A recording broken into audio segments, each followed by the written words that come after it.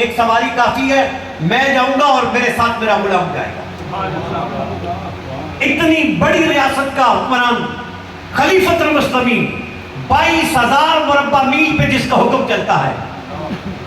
وہ جب مدینہ سے نکلتے ہیں تو اپنے غلام کے ساتھ نکلتے ہیں، ایک ہی سواری ہوتی ہے کبھی، اور ایسا بھی نہیں ہوتا کہ امیر المومنین سواری پہ سوار ہے اور غلام باغ پکڑ کے چل رہا ہے اور وہ پیدل ہی چل رہا ہے اور امیر المومنین سواری پہ نہیں، بلکہ انتظام یہ ہے کہ جتنی دیر امیر المومنین سواری پہ سوار ہوتے ہیں غلام پیدل چلتا ہے،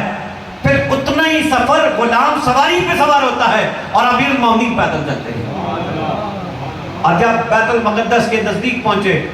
تو وہاں کے لوگ انتظار کر رہے تھے کہ مسلمانوں کے خلیفہ، مسلمانوں کے امیر آ رہے ہیں، تو ان کا خیال بھی یہی تھا کہ کوئی ساتھ بڑا قافلہ ہوگا، ساتھ محافظ ہوں گے،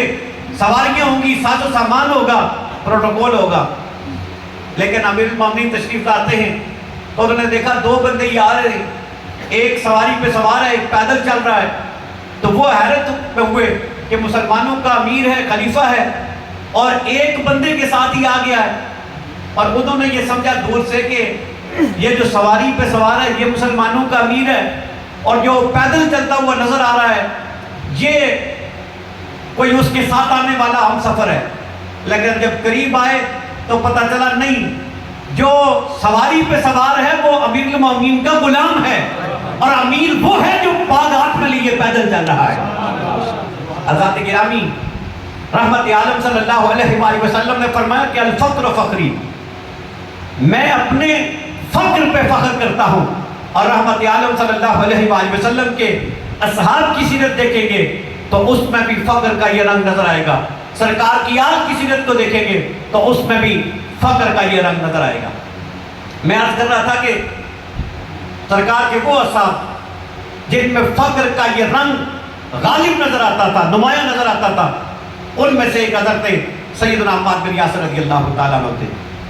تقریباً تمام جنگوں میں شامل رہے، رحمت عالم صلی اللہ علیہ وآلہ وسلم کے ساتھ غزوات میں شامل رہے۔ سرکار کے وصال کے بعد آپ نے جو مرتدین اور کذابوں کے خلاف جنگیں ہوئی ان معرکوں میں حصہ لیا، اور پھر حضرت عمر فاروق رضی اللہ تعالیٰ عنہ کے دور خلافت میں اگرچہ آپ ضعیف ہو گئے لیکن آپ نے کوفہ میں گورنری کے فرائض سر انجام دیے، اور آپ کہہ سکتے ہیں کہ اس وقت جو اسلامی ریاست تھی اس میں انتظام و انصرام کے حوالے سے خلیفۃ المسلمین کے بعد جو دوسرا اہم منصب تھا وہ کوفہ کے گورنر کا تھا۔ وقت ہوتا تو میں عرض کرتا کہ کوفہ کے گورنر کے پاس کون کون سے علاقے تھے جس کا نظم و نسق قائم کرنا اس کی ذمہ داری تھی، اور وہ کتنا وسیع علاقہ تھا، اور کوفہ کے گورنر کی ذمہ داریاں کتنی زیادہ تھی۔ لیکن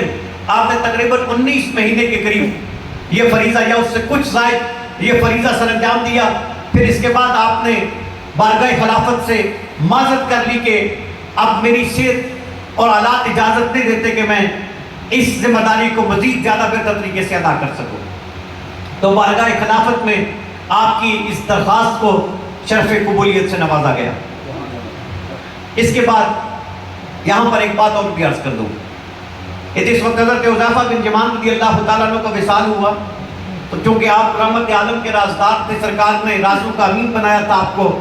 اور جس طرح ہماری حکومتوں میں ہوتا ہے کہ کچھ ادارے ایسے ہوتے ہیں جو خفیہ انداز میں کام کرتے ہیں اور ریاست کے دشمنوں کی سرگرمیوں پہ نظر رکھتے ہیں،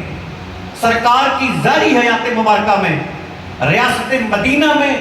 یہ ذمہ داری حضرت سیدنا حذیفہ بن یمان رضی اللہ تعالیٰ عنہ کے سپرد تھی، اور حضرت حذیفہ بن یمان رضی اللہ تعالیٰ عنہ آپ کو سرکار نے منافقوں کے بارے میں بھی خبر دے رکھی تھی، اور سرکار کے اصحاب کا طریقہ یہ تھا، تابعین کا طریقہ یہ تھا کہ جب کبھی حق کو باطل میں تمیز کرنا مشکل ہو جاتی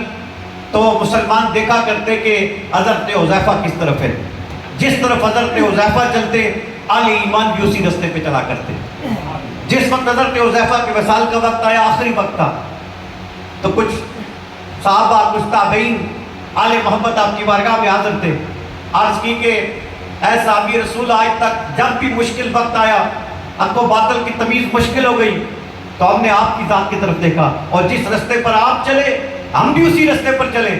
اب آپ دنیا سے جا رہے تو بتائیے ہمارے لیے ہدایت کا حق کا نشان آپ کے بعد کون ہوگا؟ ہم کس کی ذات کی طرف دیکھا کریں گے اور اس سے رہنمائی لیا کریں گے، اس کی اتباع کیا کریں گے؟ تو اس وقت جب آپ کی سانس کی ڈوری ٹوٹنے کو تھی، روح پرواز کرنے کو تھی، آخری سانسیں تھیں، تو حضرت حذیفہ بن یمان نے ایک جملہ ارشاد فرمایا۔ آپ نے فرمایا لوگوں تم پر لازم ہے کہ تم عمار بن یاسر کا ساتھ نہ چھوڑنا، اس لیے کہ میں نے اپنے کانوں سے تاجدار کائنات کا یہ فرمان سنا ہے کہ مدینے کے تاجدار نے فرمایا کہ عمار حق سے جدا نہیں ہوگا یہاں تک کہ موت کا جام پی لے گا۔ حضرت عمار جیسے صحابی نے اپنی حیات مبارکہ میں جو سب سے آخر میں امت کو سبق دیا وہ حضرت عمار کی اتباع کا سبق تھا، اور اس پر آپ نے اپنی طرف سے بات نہیں کی بلکہ تاجدار کائنات کا فرمان سنایا، حضرت سیدنا حذیفہ بن یمان رضی اللہ تعالیٰ عنہ۔ اب آخری بات عرض کر کے اس پہ بات کو سمیٹتا ہوں کہ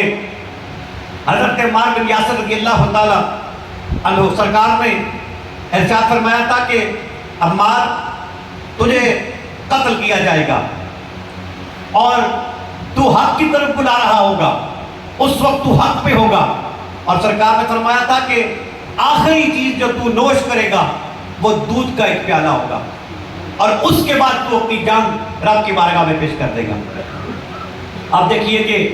امیر المومنین حضرت سیدنا مولا کائنات مولا علی رضی اللہ تعالیٰ عنہ کا زمانہ آیا تو حضرت عمار بن یاسر رضی اللہ تعالیٰ عنہ نے حضرت مولا کائنات کا ساتھ دیا ہر موقع پہ۔